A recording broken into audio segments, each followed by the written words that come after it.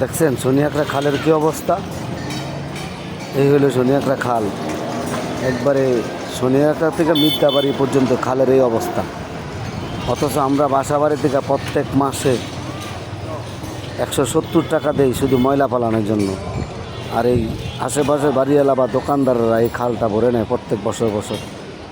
যে বর্ষা আসতেছে, বৃষ্টি আসতেছে, অবস্থাটা যে কী হবে আল্লাহই ভালো জানে।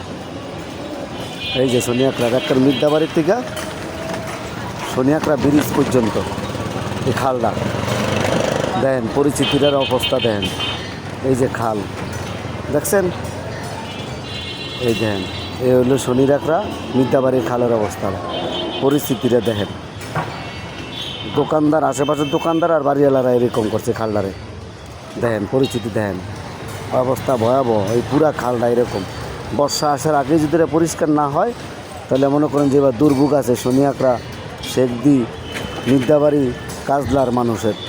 কারণ এই খাল পরিষ্কার না করলে অবস্থা ভয়াবহ আছে।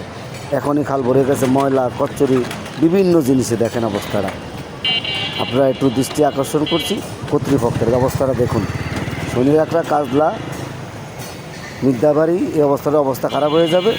এটা হলে এই খালটা হলো শনিয়াকড়া থেকে মিথ্যাবাড়ি যে রাস্তাটা গেছে এর পাশের খালটা। সবাই খেয়াল করে দেখুন।